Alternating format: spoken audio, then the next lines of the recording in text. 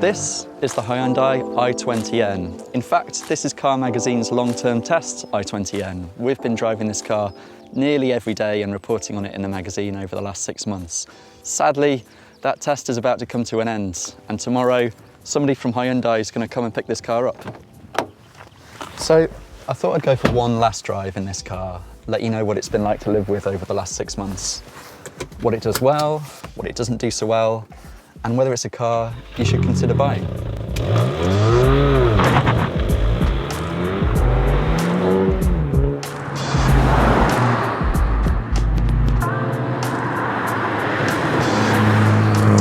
First of all, the environment you're sat in is, I think, really nice. Not just nice for a Super Mini, but nice for a car full stop. I'm holding a heated steering wheel, I'm sat on a heated seat, I've got wireless phone charging, reversing camera. This car really wants for nothing in terms of kits, and I think that's pretty impressive for a car that costs just over £25,000 and weighs less than 1,200 kilos, which by modern hatch standards is actually pretty light. Now, that light weight contributes to the way this car drives, and I'm guessing the main reason you're watching this isn't to find out about heated seats and heated steering wheels. It's to find out how this car drives, and there's good news.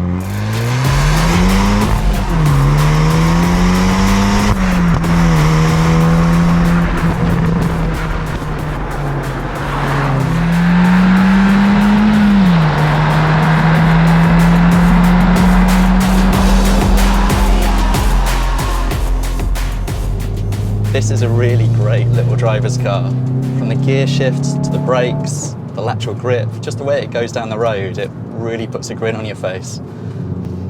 Let's start with the brakes. They're really powerful and also really stable. You can hit them really quite hard and the car doesn't budge. You can tell it's been developed at the Nürburgring and it's done thousands of laps around there in the hands of Hyundai's N engineers. Try saying that in a hurry. There's also the gear shift. I mean, first of all, what a pleasure it is to be changing gear yourself in 2022. The manual gearbox is a bit of a dying breed these days, and this is a great example. It's so fast and easy to change gear, and it's quite a foolproof setup. No matter how ham-fisted your shifts are, they're always smooth and you always feel like a bit of a pro, especially if you press this little button here, the rev matching function. So when that's toggled, it will match the revs for you perfectly on every downshift, whether you're heel and towing or not.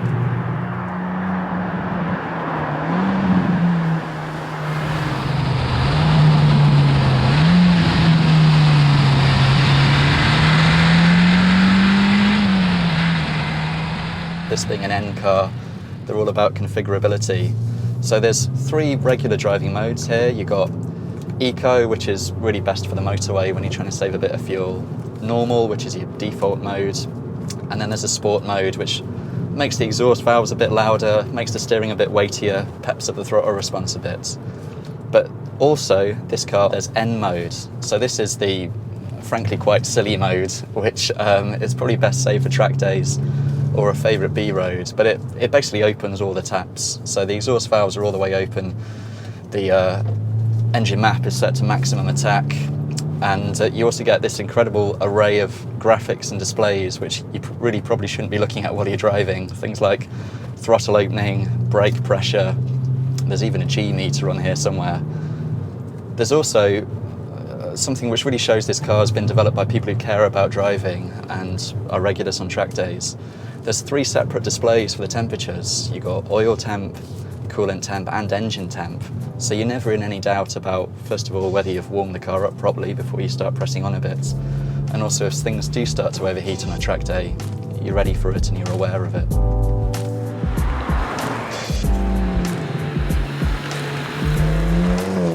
This isn't to say it's perfect. The engine has a heavy flywheel which can take a while to gather speed, making throttle response feel lethargic in all but the sportiest of driving modes. Its momentum can then cause revs to hang when you change gear, making you feel like a bit of a learner.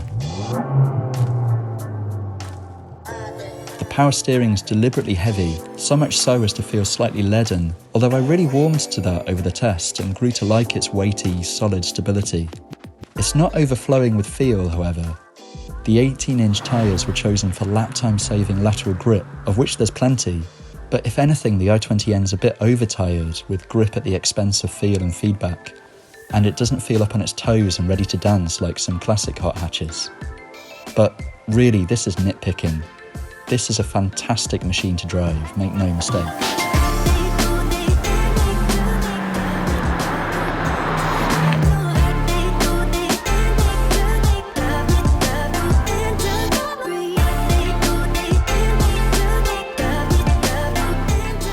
For some reason, all of the icons on the home screen are the same shade of blue, so it's almost impossible to pick them out while you're driving. And more than once, the screen's actually gone blank on me, kind of cut out for the journey and not started working again until the next time I've started the car up. Luckily, I knew where I was going. The wireless phone charging is brilliant, although it does put your phone in exactly the same spots where it distracts you all the time. So if you get a message or a notification, you kind of can't help but your eyes be dragged off the roads down to your phone. It's also right next to the heated seat button, so every time you put your phone in it, you end up switching the seats on and get warm trousers. A few other little niggles. One is that the rear seatbelt warning occasionally chimes in even if there's nobody actually sat in that seat. It's a little bit oversensitive. And likewise, the start-stop system, when you're talking about oversensitive things. If you're waiting at a traffic light and you don't really want to have your foot down on the clutch in first gear and shift to neutral, it's not always keen to start up again afterwards, and I've been left stranded a couple of times. Final little kind of bugbear is that the headlights are amazing on high beam. They really kind of turn night into day. But on dip beam, they're not great, and there's been a couple of times I've found myself struggling to see. For my money, I would go for a Fiesta ST instead, just purely because I personally find that car a little bit more fun, a little bit more engaging and lively to drive. But that's not to say that it's the better car than the Hyundai.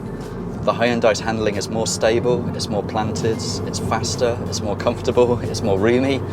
It's actually cheaper to run. This thing's done high 30s to low 40s MPG in all the time I've had it. And I think if you're in the market for a small hot hatch or even a medium-sized one, given that this car is actually quite roomy and practical, it absolutely has to be on your shortlist.